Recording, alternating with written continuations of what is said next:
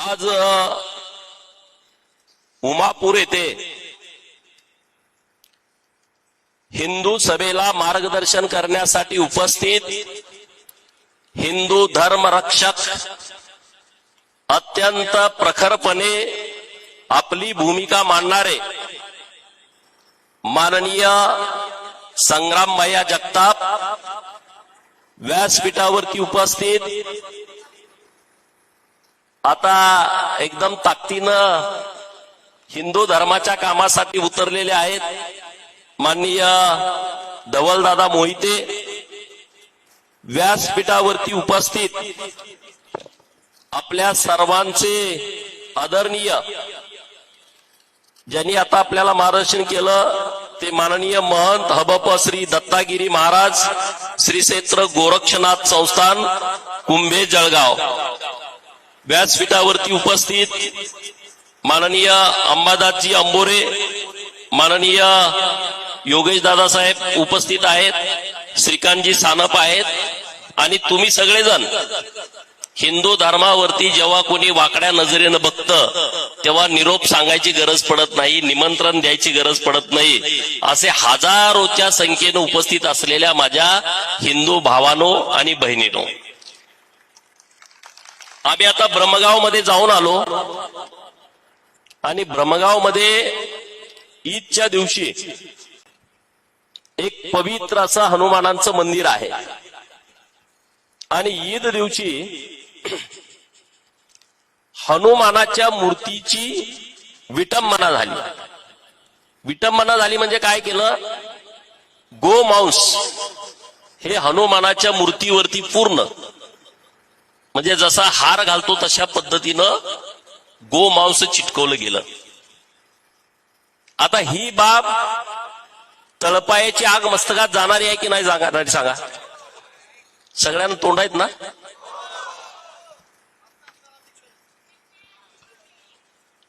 आता बघा हे परत म्हणतात की हिंदू समाजाची लोक हिंदू मुस्लिम करतायत भाजपवाली लोक हिंदू मुस्लिम करतायत आता संग्राम भैया भाजपवाले नाहीत तरी पण हिंदू मुस्लिम करतायत असं लोकांना वाटतंय अरे बर जर तुम्ही आमची अस्मिता आहे आमचं श्रद्धास्थान आहे हनुमानाच्या मूर्तीला जर तुम्ही गोमांस चिटकवत असाल तर मग हिंदूंनी नेमकं काय केलं पाहिजे हा मी म्हटलो का तू म्हणतो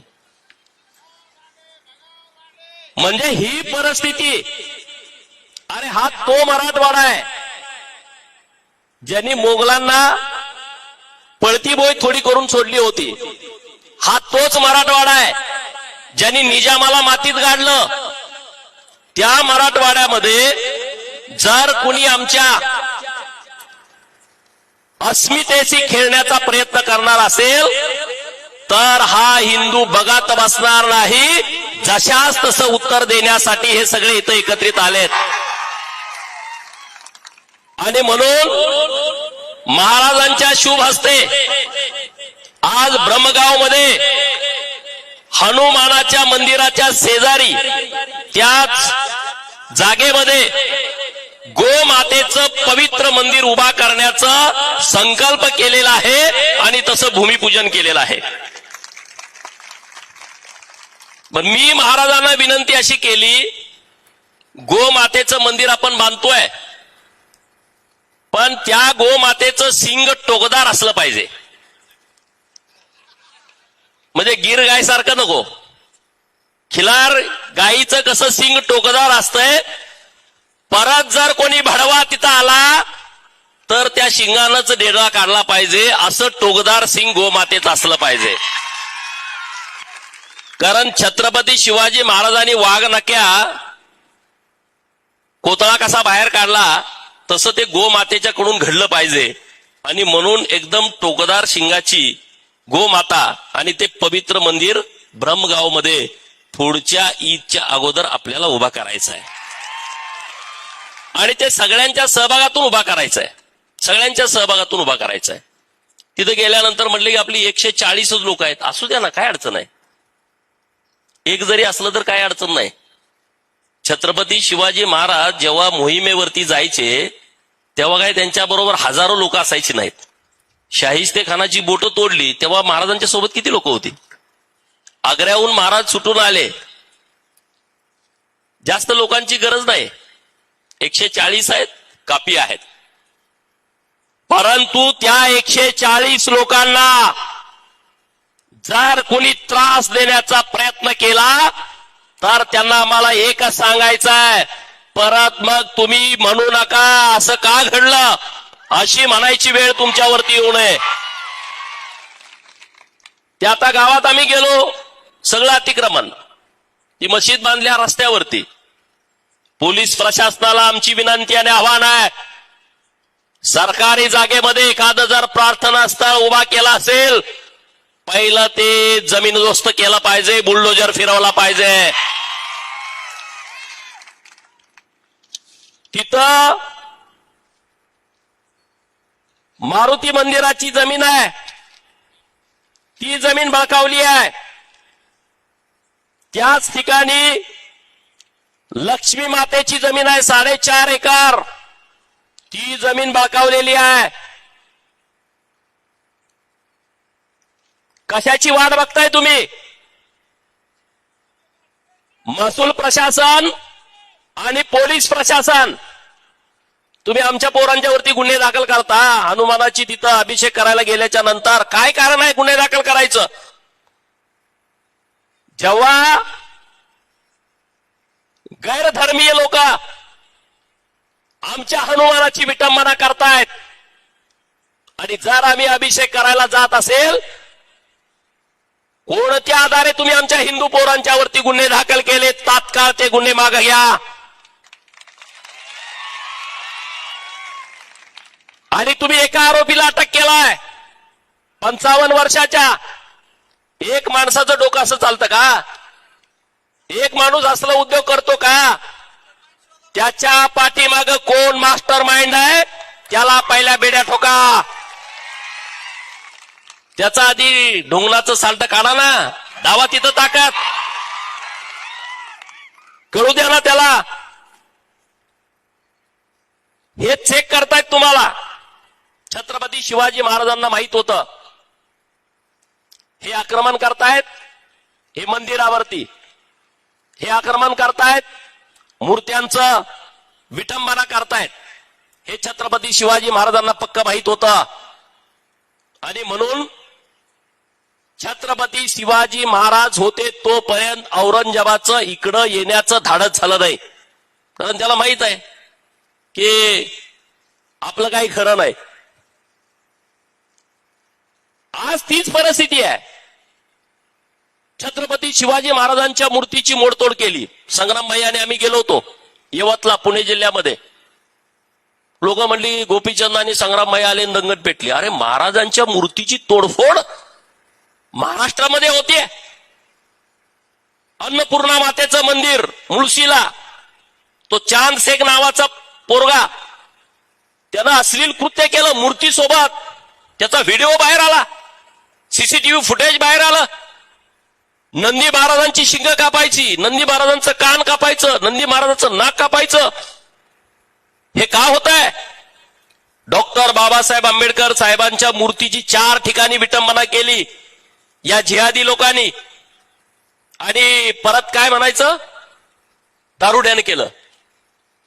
परत काय म्हणायचं? तो माथे फिरू आहे. अरे तो दारोड आहे, तो माथे फिरू आहे. मग घरात काय दुसरं काय कसं काय करत नाही रे? तो तिथंच कसं काय जातोय? त्याला तेच कसं काय जायला कळतंय? पोलीस प्रशासनाची ही पॉलिसी झाली आहे की कुणी केलं? दारुड्याने केलं. कुणी केलं? माथे फिरून केलं.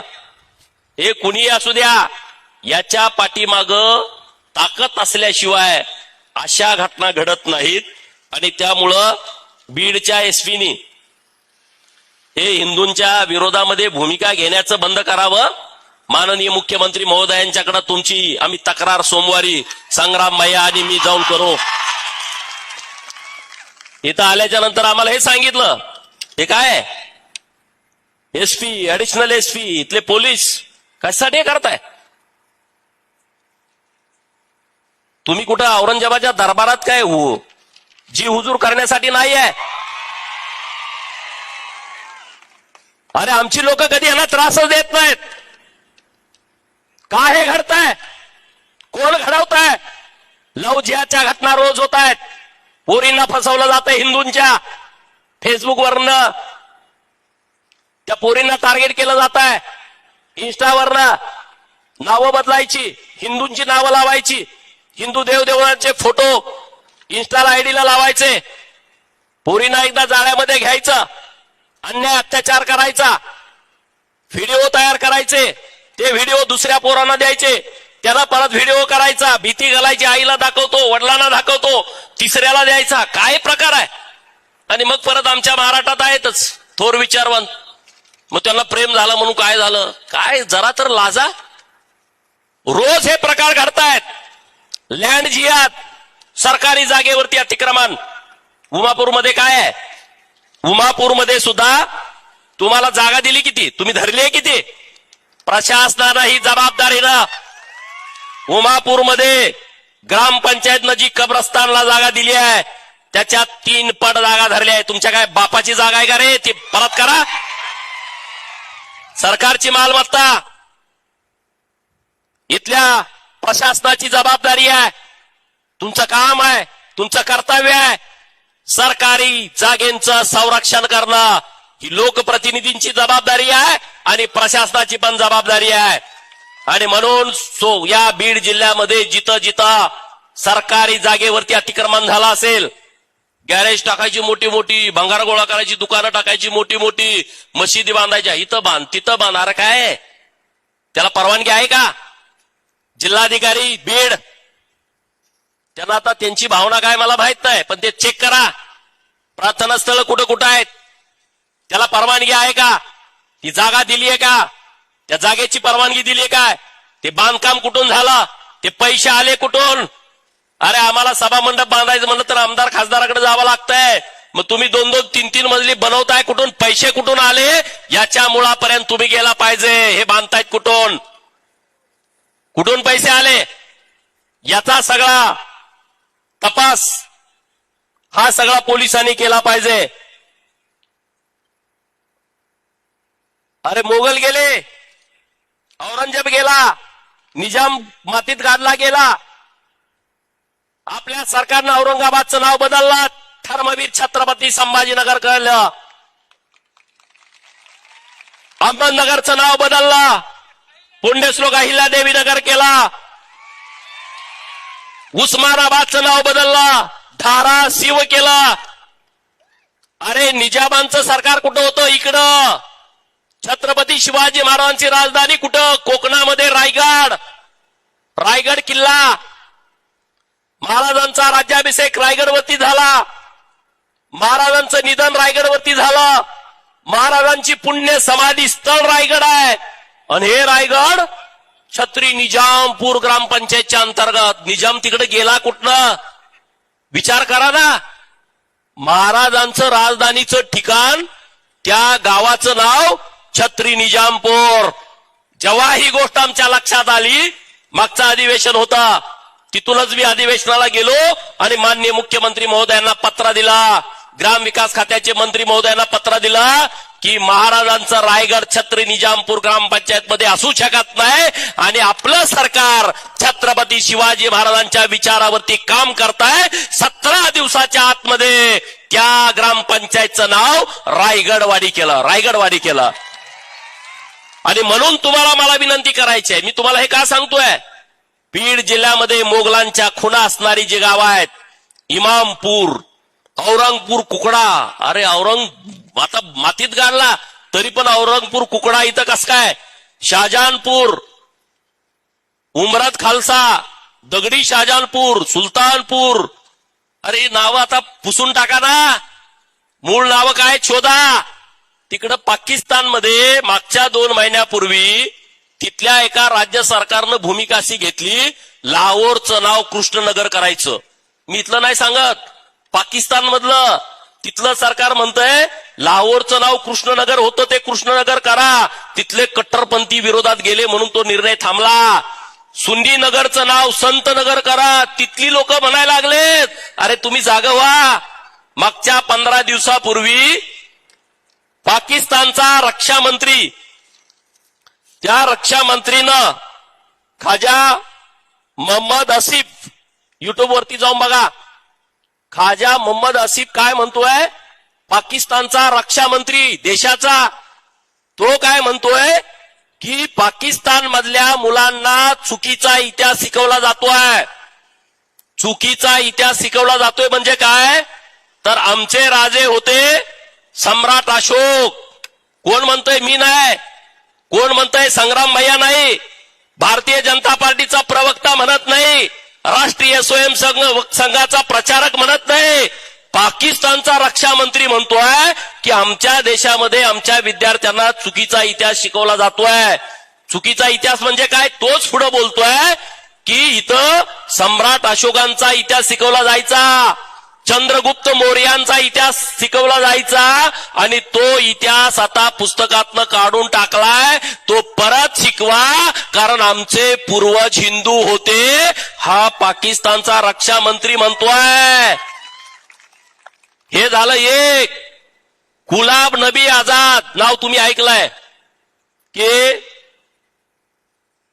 अनेक वर्ष ते राज्यसभेचे खासदार होते, काँग्रेसचे नेते होते, जम्मू काश्मीरचे मुख्यमंत्री होते, मनमोहन सिंगचं सरकार होतं तेव्हा ते केंद्रात मंत्री होते, राज्यसभेचे विरोधी पक्ष नेते होते. ते काय बोलतायत की हिंदू धर्म हा इस्लाम धर्मापेक्षा खूप जुना आहे. काश्मीरमध्ये इतके मुस्लिम नव्हते, हे सगळे पंडित होते, त्यांना मुसलमान केलंय, म्हणजे आमचे पूर्वज सगळे हिंदू होते. हे कोण म्हणतंय, गुलाब नबी आझाद. उमापूर मधला नव्हे, ब्रह्मगाव मधला नव्हे, हे तर यांचे तर येणे डीएनए तुम्ही चेक करा.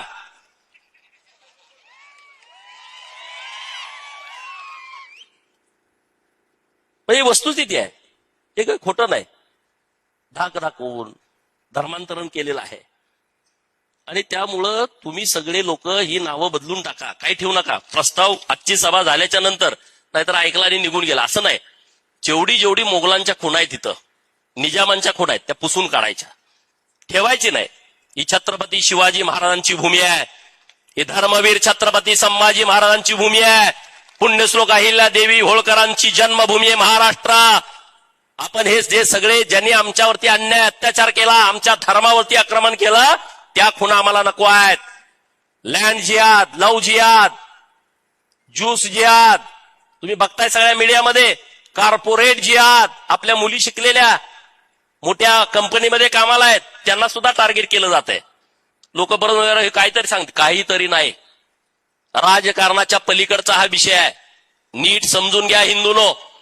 आज देशातली परिस्थिती बघताय, ज्या जम्मू काश्मीरमध्ये काही टक्का मुस्लिम होते, तिथं आता काही टक्का हिंदू राहिलेत.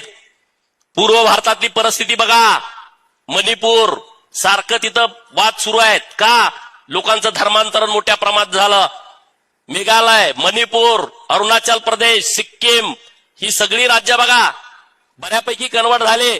केरळातली परिस्थिती बघा, तामिळनाडूतली परिस्थिती बघा, पश्चिम बंगालमध्ये आता सरकार आपल्या जेव्हा आलं, सगळ्या रेल्वे भरून चालल्या गेले कुठं? पश्चिम बंगाल मधली लोक हे बांगलादेशी होते, काही बांगलादेशात गेले, आणि काही कुठं आले कर्नाटक, काही कुठं आले तेलंगणा, काही कुठं आले आंध्र प्रदेश. का आले? काँग्रेसचं सरकार आहे म्हणून आले. तिथं ती बातम्या बघा, मी सांगतोय म्हणून नव्हे, त्यांना माहित आहे की इथं आपल्याला आधार मिळतोय. म्हणजे हे कुणाला? बांगलादेशी लोकांना. अरे बाबांनो, आपण सगळे जरा सगळे विचार करूया या सगळ्या विषयावरती. हनुमानाच्या मूर्तीला गोमांस लावायचं धाडस होतंय म्हणजे विचार करा. आणि तुम्ही आम्ही बघत बसतोय, मी या जातीचा आहे, मी त्या जातीचा आहे, मी अमकाय, मी तमकाय. अरे हिंदू धर्म म्हणजे एक मोठा वाडा आहे. हिंदू धर्म म्हणजे एक मोठा वाडा आहे, आणि त्यातल्या खोल्या वाड्यातल्या म्हणजे आपल्या जाती आहेत. अरे जर वाडाच राहिला नाही तर जातीचं काय घेऊन बसणार आहे? वाडा पहिला आधी सांभाळा, मग बघू. ह्याच्या आरक्षणाचं काय झालं, त्याच्या आरक्षणाचं काय झालं, ह्याची मतं ही नंतरचा विषय आहे. आधी वाडा हिंदूंचा मजबूत ठेवला पाहिजे, तर खोल्यांना किंमत राहील, खोल्या शाबूत राहतील. जर वाड्यावरतीच अटॅक झाला तर खोल्या राहणार नाहीत बाबांनो. आणि म्हणून आपण सगळ्यांनी या सगळ्या बाबींचा विचार करावा. आणि पोलिसांना माझी एक विनंती आहे, तुम्ही आता ह्या भानगडीत पडूच नका. तुम्ही ह्या पोरांना दाबायचं, केसेस घालायच्या, अरे आम्ही काय चुकीचं करतोय का? आम्ही काही चुकीचं करत नाही. आणि हे बघा, हनुमानाकडे गदा आहे. हनुमान आमचा देव असला खतरनाक आहे. जेव्हा सीतामाईला रावणाने तिकडं अपहरण केलं आणि प्रभू रामचंद्रांनी सांगितलं की तिकडं श्रीलंकेत जावा आणि तिकडं सीतामाईचं अपहरण झालंय, गडी काय बंदूक पिस्तूल घेऊन गेला नव्हता आमचा हनुमान. आमचा हनुमान असाच गेला होता. आणि तेव्हा सगळं तिथं गेल्याच्या नंतर सगळा निरोप वगैरे देऊन झाल्याच्या नंतर त्याला पकडलं, हनुमानाला पकडलं तिथल्या सैन्यानी रावणाच्या. त्याने आणून हनुमानाला रावणाच्या पुढे उभा केलं. आता ते काय भांडवल काहीच नव्हतं. हनुमान आमचा असा एकदम बिन भांडवली माणूस आहे की त्यांना तिथं नेऊन उभा केलं. त्यांनी रस्सी आणली. रस्सी काय हनुमान घेऊन गेले नव्हते, तिथलीच रस्सी होती. त्या रस्सीनं हनुमानांना बांधलं. त्यांनी तिथं काय असेल टेबल बिबल तो त्या रावणाचाच होता. तिथं हनुमानांना बसवलं, त्यांना त्या झाडाला बांधून टाकलं. झाड पण त्या लंकेतलंच होतं. हनुमान काय सोबत घेऊन गेले नव्हते. त्यांनी चिंध्या गोळा केल्या. चिंध्या पण त्या रावणाच्याच लंकेतल्या होत्या. ते काय हनुमान घेऊन गेले नव्हते. त्या चिंध्या रावणानी हनुमानाच्या शेपटीला बांधल्या त्यांच्या लोकांनी. आणि परत तिथं काहीतरी त्यांनी काय तेल वगैरे टाकलं असेल पेटवायसाठी, ते पण त्या रावणाचंच होतं. आणि माचीस पण ते रावणाचंच होतं. पेटवणारी पण रावणाचीच लोक होती. हनुमानाची शेपटी त्यांनी पेटवली आणि अख्खी लंका हनुमानाने जाळून टाकली, अख्खी, बिना भांडवलाचं, काहीच नाही. आणि त्यामुळे ज्यांनी गोमांस लावलंय ना, तुझ्या डोक्यात जर हनुमानाची गदा नाही पडली तर मला विचार, तुझ्या डोक्यात गदा पडणार आहे. आणि ती गदा प्रशासनाच्या माध्यमातून पडावी, त्यांना ठोसून काढावं. त्यांना जरा ठोका चांगलं राव, जरा तरी काहीतरी असावं आपल्याला, काहीतरी आपल्याला याचं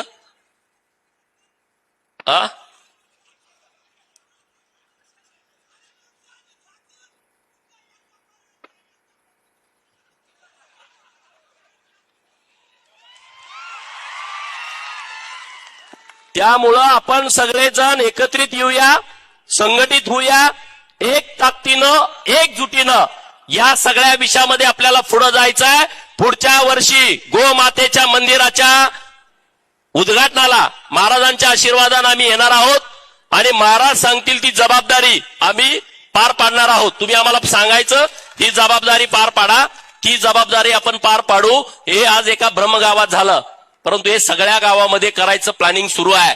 आणि ते जर प्लॅनिंग उद्ध्वस्त करायचं असेल तर हिंदूंनी एकत्रित आलं पाहिजे, एक संघ झाला पाहिजे आणि ताकदीनं सगळ्यांनी पुढे गेलं पाहिजे. एवढंच या निमित्तानं बोलतो आणि थांबतो. जय हिंद, जय महाराष्ट्र, जय श्रीराम.